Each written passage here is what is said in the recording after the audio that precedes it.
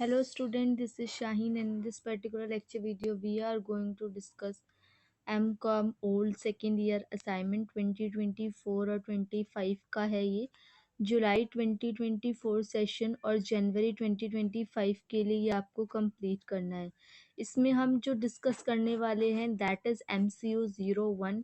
Pattern वही रहने लगेगा कि आपको पार्ट्स दिए जाएंगे, प्लेलिस्ट में आपको प्रोवाइड कर दूंगी और उसी तरीके से आप इसको कंटिन्यू वे में कर लेना।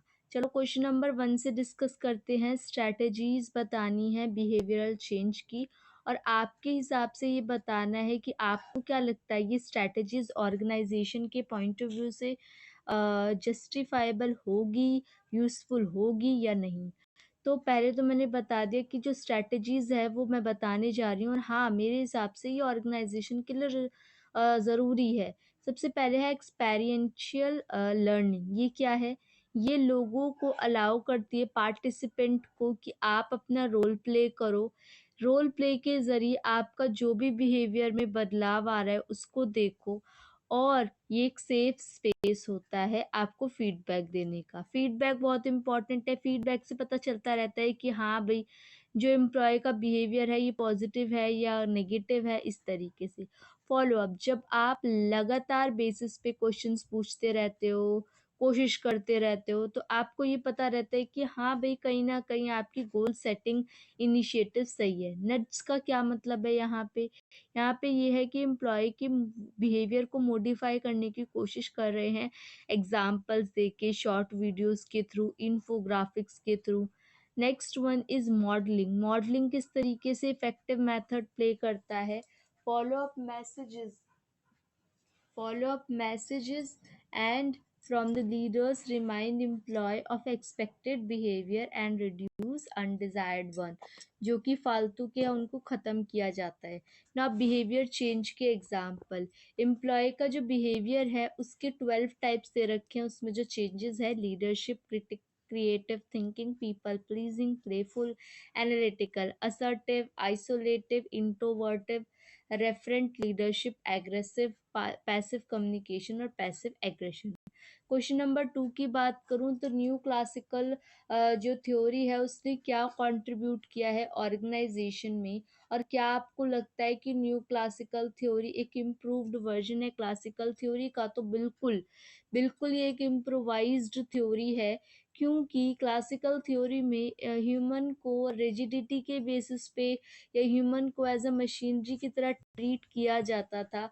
लेकिन न्यू क्लासिकल जो मैनेजमेंट है उसमें ये बताते हैं कि कहीं ना कहीं जो मैन है उसको भी लव अफेक्शन की रिक्वायरमेंट है। उसको अगर मशीन की तरह ट्रीट करोगे तो उसका एंड रिजल्ट उतना अच्छा नहीं मिलेगा एज कम्पेयर टू उनको अगर एक फैमिली मेम्बर्स की तरह ट्रीट किया जाएगा। तो एक स्पेसिफिक टास्क किया गया था और emergence of new classical theory of management improvised version के लिए बताया गया है। ठीक है, आपको क्या करना है, प्रोडक्शन के ऊपर फोकस इतना नहीं करो, जबकि एम्प्लॉय को आप अच्छी चीज़ें दो तो ऑटोमेटिकली आपका प्रोडक्शन वगैरह अच्छा हो जाएगा। Now question number 3 is bring out the similarity and distinction between Maslow's and Herzberg's theory of motivation. क्या क्या सिमिलैरिटीज थी और क्या क्या आप बोल सकते हो एक डिफरेंशिएट वाला पॉइंट था। तो अगर मैं बात करूँ सिमिलैरिटीज की तो दोनों ही आपको मोटिवेशन देती हैं। दोनों ही थ्योरी एक अलग लेवल पे ले जाती हैं। दोनों थ्योरी अलग अलग नीड्स को डिस्कस करती है, जो needs over the time period पे डील किया जाएगा। दोनों थ्योरी क्या करता है, लोगों को मोटिवेट करने का काम करती है। दोनों थ्योरीज इंटरनल और एक्सटर्नल फैक्टर का मिक्सचर है। दोनों थ्योरीज कहीं ना कहीं आपके फाइनेंशियल रिवॉर्ड्स के बेसिस पे है। दोनों थ्योरी आपको बताती है used as a reference for understanding. ठीक है, नेक्स्ट वन इज, अब डिफरेंशिएशन की बात करो तो डिफरेंशिएशन आर ऑन फॉलो। यहाँ पे बोल रखा है कि ये बेसिक नीड्स के ऊपर फोकस करते हैं जबकि ये जॉब सेटिस्फेक्शन के ऊपर फोकस करती है। मैस्लो की नीड्स के ये सारे फैक्टर्स है, जबकि टू फैक्टर थ्योरी में मोटिवेटर और हाइजीन फैक्टर है। यहाँ पे लोअर नीड से सेटिस्फाई किया जाता है देन अपर नीड को मीट किया जाता है। यहाँ पे पहले hygiene factor, satisfying hygiene factor ज़रूरी होता है ठीक है, प्रिवेंट डिससेटिस्फेक्शन बट अलोन, लेकिन उसको अगर आप एक को लेके चलोगे, दोनों ही इम्पोर्टेंट है।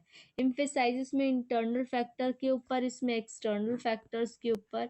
यहाँ पे सेल्फ एक्चुअलाइजेशन मेन एम होता है, यहाँ पे जॉब सेटिस्फेक्शन मेन एम होता है, और यहाँ पे की डिफरेंस को और एक जस्टिफाइड मैनर के अंदर मेंशन कर दिया।